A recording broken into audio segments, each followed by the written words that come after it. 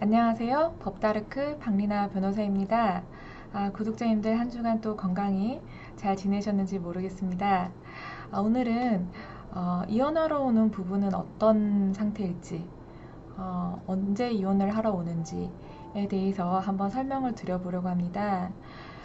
제가 이혼 상담을 정말 많이 하는데요. 하다가 보면 정말 많이 받는 질문 중에 하나가 다른 사람은 저 같은 경우 없지요. 제가 정말 이런 경우는 정말 다른 사람도 이런 경우가 있나요? 라고 하세요. 저 같은 경우는 뭐 텔레비전, 드라마에나 나오는 그런 상황 아닌가요? 저 같은 이런 극단의 경우가 있나요? 이렇게 말씀하시는데 사실 제가 상담을 하다 보면 텔레비전에 나오는 그런 드라마, 실제 상황에 나오는 그런 상황보다 더 심각한 경우가 많이 있습니다. 그래서 제가 상담을 하다가 말씀을 드리는 게, 참, 지금 사장님, 사모님 상황이 정말 안 좋으신데, 더 안 좋으신 분도 많이 계십니다. 더 심한 경우도 있으니까 좀 힘을 내셨으면 좋겠습니다. 이렇게 말씀을 드리거든요.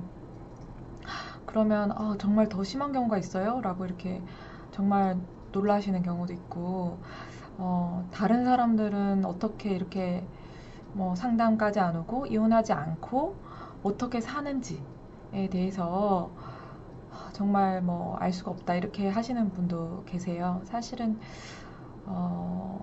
문제가 없는 부부가 정말 극소수고 사실 문제가 많죠. 근데 문제가 많은데 그 문제를 어떻게 해결해 나가는지 또 어떻게 악순환의 고리를 끊고 선순환으로 나가는지 제가 다른 영상에서도 말씀드렸듯이 세상에 당연한 것은 없다고 하지 않았습니까?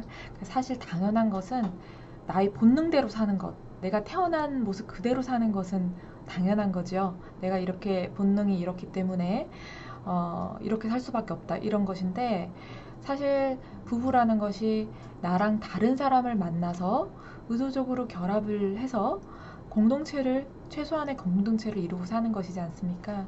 그렇기 때문에 나의 본능대로만은 살 수가 없는 거예요. 그렇기 때문에 당연치 않은 노력을 해야 이런 부부 관계가 지속된다 라고 생각하는 것이 저의 기본적인 생각이고요. 결국에는 이렇게 악순환을 계속해 나가다가 악순환을 끊지 못하고 결국에는 이제 악순환의 고리를 변호사님이 끊어주세요 하고 이제 상담을 오시는 분이 굉장히 많습니다. 그리고 악순환의 고리를 끊기 전에 저는 마지막으로 노력을 해보고 싶습니다. 변호사님 하시는 분도 많이 보게 됩니다.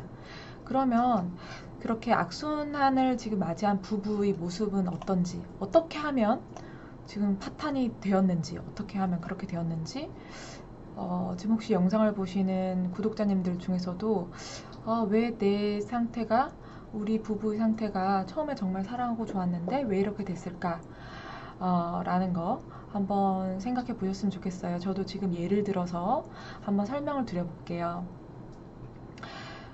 방금 말씀드렸듯이 특별한 노력을 하지 않고서는 그냥 순리적으로 따르면 악순환으로 당연하게 갈 수밖에 없다라고 말씀을 드렸어요. 왜일까요?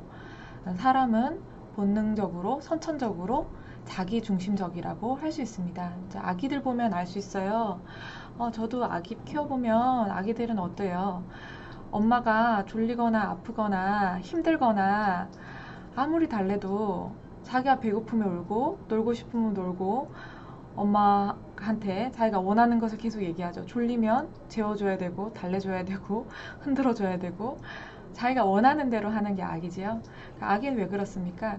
본능적으로 자기가 살기 위해서 자기중심적인 거죠. 아직 타인에 대한 배려를 학습하지 못했기 때문입니다. 그런데 아기들은 커나가면서 상대방에 대한 배려라는 것을 배우게 되죠. 이렇게 사회에서 살려면 이렇게 배려하고 살아야 된다. 라는 것을 저희가 어린이집이나 유치원이나 이런 학교에서부터 계속해서 이제 배워가죠. 그러면 사람은 어때요? 커나가면서 본래 가지고 있던 자기중심성과 상대방을 배려하는 이런 마음 두 가지를 가지고 이제 점점 커나가게 되죠. 커나가면서 이제 둘이 조화를 이루면서 살게 되는데요. 어떤 사람은 상대방을 더욱 배려하는 마음을 가지고 사는 경우가 있고, 어떤 사람은 더욱 그런 배려심보다는 자기중심적인 마음이 더욱 커지는 경우가 있죠. 그러면은 아까 말씀드린 그런 악순환의 고리를 갖는 부부를 보면 서로 자기중심적인 모습을 더 많이 갖고 상대방을 지배를 하면서 자기 통제적인 욕구를 충족하려는 경우가 많이 있습니다. 이런 욕구는요, 아까 말씀드렸듯이 아기와 같이 본능이라서 어떠한 노력을 하지 않아도 쉽게 나타나요. 예를 들어서 남편이 매우 자기중심적이다. 그런 경우 어떻습니까? 자기가 필요한 때에만 아내와 함께 하려고 합니다. 필요하지 않을 때에는 평소에는 아내는 마치 없는 사람 취급해요. 아무런 신경도 쓰지 않고요. 그런데 필요하다, 성관계를 해야 된다. 그러면 성관계 할 때도 아내를 배려하지 않고 이제 자기의 욕구만 이제 충족시키는 이런 관계를 계속 이렇게 하게 되죠. 그러면 아내는 어떻습니까? 아내는 왜 나를 배려하지 않느냐라고 하면서 불만이 생기죠. 불만이 생기니까 어때요? 아내 두 사람인데 남편 말을 당연히 듣지 않죠. 남편은 나를 배려해주지 않는데 왜 나는 남편 말을 들어야 됩니까? 라고 하면서 이제 성관계 할 때도 그렇습니다.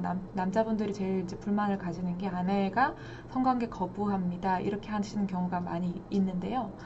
이제 아내 입장에서는 성적으로 전혀 흥분하지 않거나 성관계 이제 거부하고요. 남편이 이제 싫어하는 말이나 행동을 반복하게 돼요. 그러니까 이렇게 싫어하는 말이나 행동을 반복하니까 남편 입장에서는 어떻습니까? 이제 아내를 이제 지배해야겠다라는 생각을 하시게 되죠. 그러면 위협을 하거나 설교를 하거나 잠을 재우지 않거나 또 아내를 간섭하게 되거나 또 이마저도 이제 아내가 응해주지 않으면 또 폭력을 행사하게 되는 이런 수순으로도 가게 돼요. 그러면 남편이 이런 식으로 간섭을 하게 되면 아내 입장에서도 싫죠? 그럼 아내는 어때요? 이제 남편을 무시하기 시작합니다. 무시하는 건 아내들이 어떻게 보통 무시하죠? 남편들 보통 그러시죠. 여러 사람들이 있는 데서 남편 체면을 완전히 깎아내리는 거예요. 공개적으로 무시하거나, 부부 동반 자리에 또 가지 않고요. 남편을 굉장히 망신을 주는 겁니다. 남자들이 그런 부분들을 굉장히 싫어하시거든요. 그렇게 되면 남편이 이제 아내에 대해서 화가 나죠. 왜 나를 그렇게 공개적으로 망신을 주느냐? 라고 하면 이제 어떻게 하세요, 보통은? 집에 와서 아내 말을 이제 안 듣거나, 듣더라도 대충 듣거나, 이제 방문을 잠그고, 이제 또 혼자만의 시간을 가지려고 하시는 남편분들이 많습니다. 그럼 이제 대화가 이제 슬슬 안 돼요. 안 되기 시작하는 거예요. 아내분들은 어때요? 이제 답답한 거예요. 남편이 이제 나랑 대화해주지 않는다. 대화를 이제 안 하려고 해요. 문 잠그고 들어가고요. 뭐 하는지 모르겠어요. 하고 비난을 하게 되고, 이제 남편의 스케줄이나 활동 같은 거 이제 꼬치꼬치 묻게 되죠. 당신 뭐 하는데 나한테 이렇게 비밀로 하느냐? 왜 말하지 않느냐? 라고 하면서 또 이제 아내 입장에서 남편을 간섭하게 됩니다. 그렇게 따지게 되면 이제 남편은 이제 화가 나요. 이제 화가 나는데 폭력을 아까 처음에 쓴다고 했죠. 이제 폭력으로 이제 제압이 되지 않으면 또 경제적인 방법을 쓰는 경우가 있어요. 그러면 어떻게 쓰죠? 보통 남편이 월급을 갖다 주시는데 월급을 안 갖다 주시기 시작해요. 나 이제 생활비 너한테 주던 거 얼마로 줄이겠다. 내가 돈 벌어서 왜 당신한테 다 주는지 모르겠다. 라고 하시면서 또 월급을 이제 이제 원하시는 만큼 안 주시기 시작해요. 남편이 이제 돈을 주지 않으면 어떻습니까?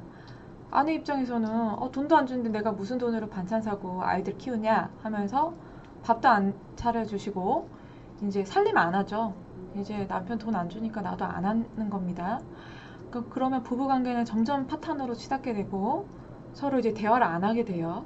이제 대화가 이제 서로 없어지는 것, 그게 이제 부부관계 파탄의 이제 시점이 됩니다.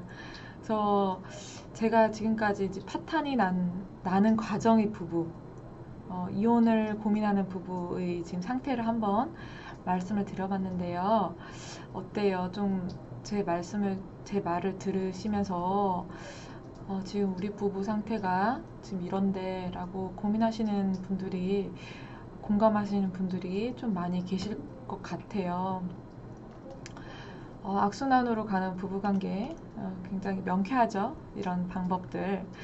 제가 이런 말씀을 드린 이유가 뭐라고 생각하세요? 다른 부부들도 다 이러한 과정을 겪습니다. 제가 상담을 하다 보면 뭐 대부분의 상황이 이런 과정들을 거쳐 오시면서 결국에는 대화가 안 돼서 이제 오시게 돼요. 그래서 이런 말씀을 드린 이유는 이런 과정을 좀 끊으시라. 이런 행동을 지금 단계가 있죠. 제가 말씀드린 1단계, 2단계, 3단계, 4단계, 5단계 이렇게 쭉 있죠. 단계가. 이 단계에서 중간에라도 아내분이든 남편분이든 서로 노력을 하셔서 중간에 끊으실 수가 있는 겁니다. 이런 악순환의 고리를 끊으시면 이혼으로 가지 않고 파탄으로 가지 않고 악순환이 되지 않고 다시 선순환의 관계로 회복하실 수 있는 겁니다. 그래서 오늘 제가 악순환의 부부, 이혼을 고민하는 부부의 모습에 대해서 한번 설명을 드려봤는데요.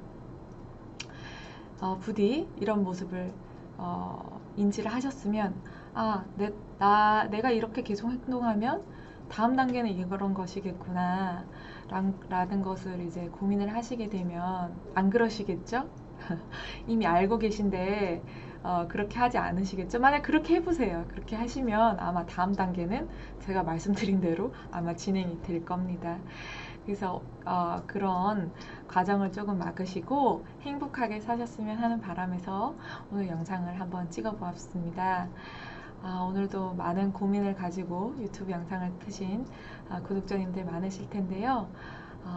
굉장히 요즘 시대도 흉흉한데 건강 조심하시고 부부관계에 대해서도 조금 더 서로 배려하시는 모습을 가지고 한번 노력해 보셨으면 좋겠습니다. 다음 영상에서는 조금 더 노력하는 모습에 대해서는 어떤 방법이 있는지 제가 한번 들고 와 보도록 하겠습니다. 오늘도 영상 봐주셔서 감사하고요. 다음 영상에서 뵙겠습니다. 감사합니다.